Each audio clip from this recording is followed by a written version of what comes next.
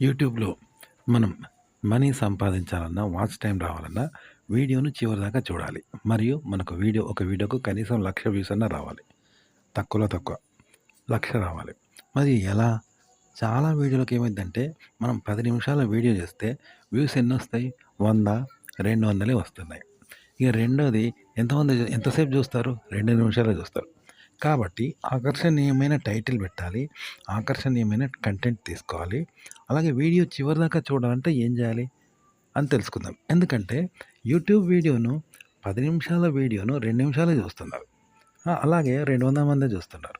కానీ సినిమాను మాత్రం ఒక సినిమాను లక్షల మంది, కోట్ల మంది ఊరంతా ఎన్నో ఊర్లు వాళ్ళు కలిపి చూస్తున్నారు. చూసారా? మరి యూట్యూబ్ వీడియో కూడా అంతటా రిలీజ్ అయినా 200 మంది చూస్తారు. అదే సినిమాని ఊరంతా ఏపీ మొత్తం చూస్తారు కదా! అంటే మరి ఏం చేయాలి? మన వీడియోను చివరిదాకా చూడాలి. లక్షల్లో వ్యూస్ రావాలి. సినిమాలాగా. ఇప్పుడు 3 గంటల సినిమాను కూడా వాళ్ళు కన్నార్పకుండా చివరిదాకా చూస్తున్నారు. అలాగే 3 గంటల సినిమాను కొన్ని లక్షల మంది ఏపీ మొత్తం చూస్తున్నారు కదా! మరి యూట్యూబ్‌లో మన వీడియోని ఎందుకు చూడరు? లక్షల్లో వ్యూస్ రావు. చివరిదాకా చూడరు. 2 నిమిషాలు ఎందుకు చూస్తున్నారంటే, ఇప్పుడు సినిమా అనేది ఎట్లుంటదంటే, లక్షల సినిమాలు రిలీజ్ అయినా గూడా, ఈ సినిమాకు ఎక్కడ పోలికలుండవు. అది పాటలో గావచ్చు, రాగంలో గావచ్చు, అలాగే సన్నివేశంలో గావచ్చు, నటనలో గావచ్చు. ఇలాంటి ఎన్నో జిమ్మిక్కులుంటాయి. ఇప్పుడు లవ్ టిప్స్, రొమాంటిక్ టిప్స్‌లో గూడా కొత్త కొత్త స్టెప్స్ ఉంటాయి. చూసినావా? లవ్ జేయడంలో గానీ, రొమాన్స్ చేయడంలో గానీ, అందం గానీ, హీరోయిన్ అందాలు చూపించడం గానీ, చూసారా? కొత్త కొత్త హీరోయిన్‌లు, కొత్త కొత్త అందాలు, కొత్త కొత్త రొమాంటిక్ టిప్స్, కొత్త కొత్త రొమాన్స్‌లు ఇవన్నీ ఉంటాయి గదా! కొత్త కొత్త కథలు, కొత్త కొత్త రొమాంటిక్ కథలు, కొత్త కొత్త టెక్నిక్స్ ఇంతవరకు ఎప్పుడు చూడనివి, కానీ విని, ఎరగనివి పెడతారు వాళ్ళు సినిమాల్లో. అందుకే మనం సినిమాను లక్షల మంది చూస్తారనమాట. ఆ టైటిలు, ఆ కథ చూసి. ఇక రెండోది సినిమాను చివరిదాకా ఎందుకు చూస్తారు అంటే, ఏ సినిమాకు ఇంకో సినిమా పోలిక కాదు. అలా కొత్త కంటెంట్ ఉంటుంది. అలాగే 3 గంటల సినిమాలో ఎన్ని నిమిషాలుంటాయి 3 గంటల సినిమాలో? అనుకుందాం. ఉదాహరణకు 100 నిమిషాలు ఉంటాయనుకుందాం. 100 నిమిషాల్లో ఒక నిమిషానికి రెండో నిమిషం, రెండో నిమిషానికి మూడో నిమిషం, మూడో నిమిషానికి నాలుగో నిమిషం ఏది కూడా ఒకదానికొకటి పోలిక ఉండదు. కాబట్టి బోర్ ఫీలింగ్ ఉండదు. విన్నావా? ఏది ఒక నిమిషం ఆద్యాంతం స్టార్టింగ్ నుండి ఎండింగ్ వరకు ఏది పోలిక ఉండకుండా కొత్తగా ఉంటుంది. కాబట్టి చివరిదాకా చూస్తారు. అలాగే సినిమా ఫాస్ట్‌గా చెప్తారంట. అంటే ప్రేక్షకుడికి ఆలోచించే సమయం కూడా ఇవ్వడు. చూసారా? ఆలోచించే సమయం ఇవ్వడు. వినే అంత రిస్క్ ఇవ్వడు. ఆలోచించే రిస్క్ ఇవ్వడు. టెన్షన్ పడే రిస్క్ ఇవ్వడు. వినేంత రిస్క్ తీసుకొని ఇవ్వడు. అన్నీ అవే చెవికి చేరుతుంటాయి. అవే అర్థమైతుంటాయి. అట్లా అన్నట్టు. అవే మనసుకు చేరుతుంటాయి. అవే భావాలు మనలో కలుగుతా ఉంటాయి. వాడే కలిగిస్తా ఉంటాడు. ప్రేక్షకుడు నిమిత్త మాత్రమే. అంటే అరటిపండు ఒలిచి నోట్లో పెడితే ఎట్లుంటదో అంత ఈజీగా ఉంటదన్నట్టు సినిమా కంటెంట్.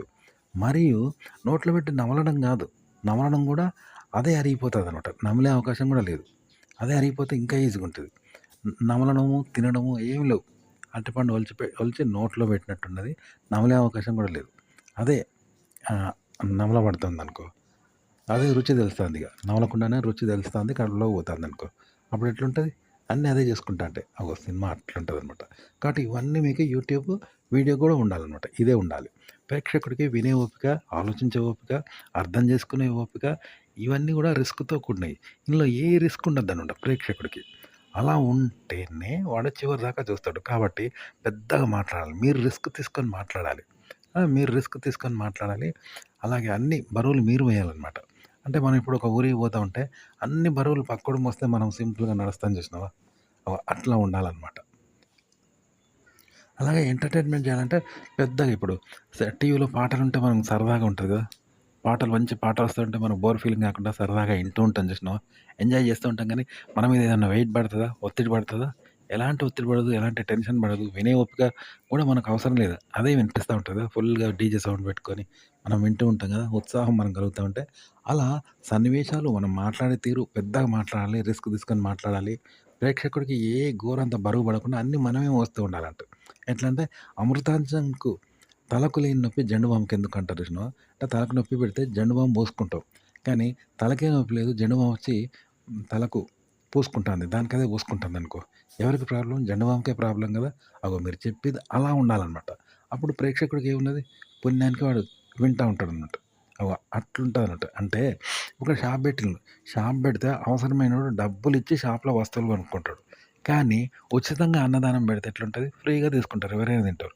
ఒకడేంటంటే ఉచితంగా అన్నదానం పెట్టడమే కాదు, ఉచితంగా పిలిచి కొసరు కొసరి వద్దంట నోట్లో పెట్టి వడ్డించి, మరీ ఎంబడి పడి పెట్టి, వాడు వద్దంటంటే వాని బ్యాగ్‌లో పెడితే ఈజీగుంటది. మొక్కి దండం పెట్టి రండి సార్, రండి సార్ అంటూ బతిలాడి మరీ ఫ్రీగా షాప్‌లో ఉన్న వస్తువులన్నీ ఇస్తాడు అన్నదానం చేసినట్టు.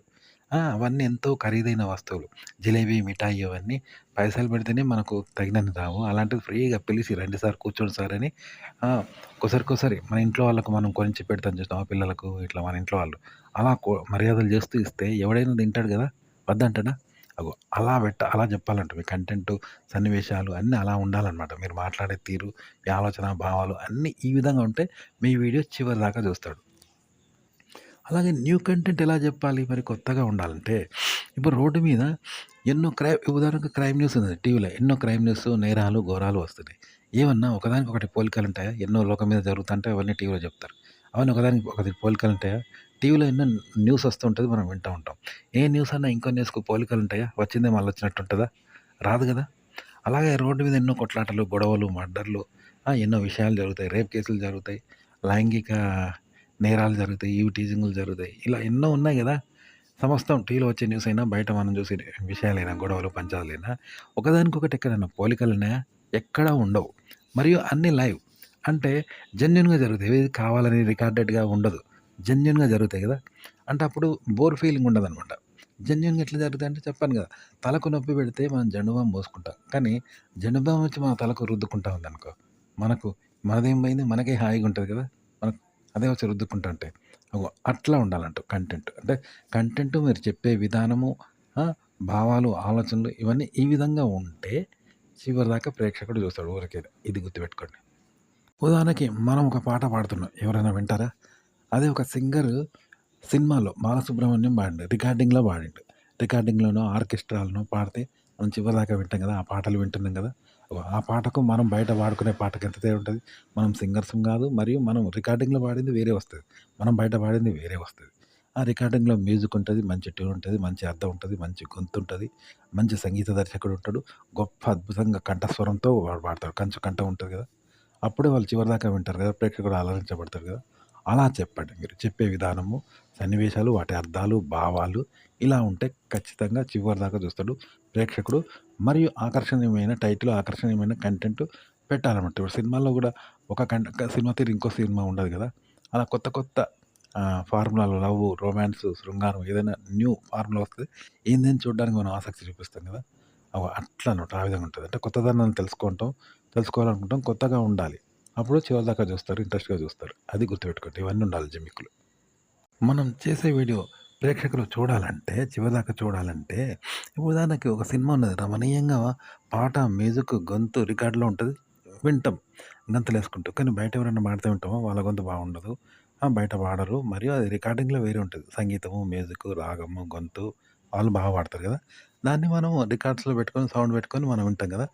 అంత అద్భుతంగా ఉండాలన్నమాట. మనం చెప్పే కంటెంట్ అంత అద్భుతంగా చెప్పాలి. అంటే చెప్పాను గదా!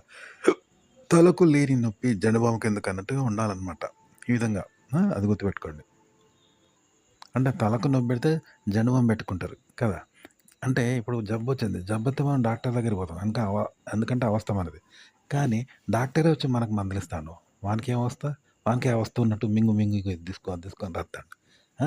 వానికే ఉన్నది. మనకైతే ఏం ప్రాబ్లమ్ లేదు. వాడే ఇచ్చుకుంటాను కదా! మనదైతే ఏం పోయింది? అవస్థ వానికే గదా! అట్లా ఉండాలనమాట. మీరు చెప్పే కంటెంట్, చెప్పే విధానము, కంటెంట్ అంతా ఇలా ఉండాలి. అంటే అలాగే ఇంకోటి మనం పాడిన సినిమాలో పాటను విని ఏం చేస్తాం మనం డాన్స్‌లేస్తాం. సినిమాలో చిరంజీవి వేసిన డాన్స్ మనం వేస్తాం. సినిమాలో డైలాగులు మనం వచ్చి కొడతాం. సినిమాలో లవ్ చేస్తే మనం లవ్ చేయాలనుకుంటాం. సినిమా హీరో, హీరోయిన్‌ల శృంగారం చూసి మనం కలలుగంటాం. ఊహించుకుంటాం. ఊహల్లో తేలుతాం. మనం లవర్ బాయ్ కావాలనుకుంటాం. మనకో గర్ల్ ఫ్రెండ్ కావాలనుకుంటాం. ఆ పాట విని ఏం చేస్తాం? మనము అది మనలాగా ఊహించుకుంటాం. మనంలాగా ఆ పాటలో పాత్ర మనమైనట్టు ఊహించుకుంటాం. ఆ పాటను మనం పాడతాం. మనం నేర్చుకోవాలనుకుంటాం. తెలియకుండానే పాడతాం. తెలియకుండానే గంతలేస్తాం కదా! అలా ఉండాలి చెప్పే విధానం. అంటే పాట బాగుండాలి. మరియు మనం అంత చక్కగా పాడితే వేరే వాళ్ళు అనుకరిస్తారంట. అది గుర్తుపెట్టుకోండి. అలా చెప్పాలి. అంటే హైలు పెట్టిస్తే దిద్దినట్టుగా పిల్లలు దిద్దుతారు గదా! అలా ఉండాలనమాట. అంటే మీరు పాడే విధానం అనేది చెప్పాను గదా! తలకు లేని నొప్పి జెండు బామ్‌కెందుకు అన్నట్టు ఉండాలనమాట. అంటే తలకు నొప్పి పెడితే మనం జెండు బామ్ పూసుకుంటాం. కానీ తలకు నొప్పి లేదు. జెండు బామ్ వచ్చి రుద్దుకుంటాందనుకో, ఇప్పుడు ఎవరికి నష్టం? జెండు బామ్‌కే గదా! మనదైతే పోదు గదా! అలా ఉండాలి మీరు చెప్పే విధానం అన్నమాట.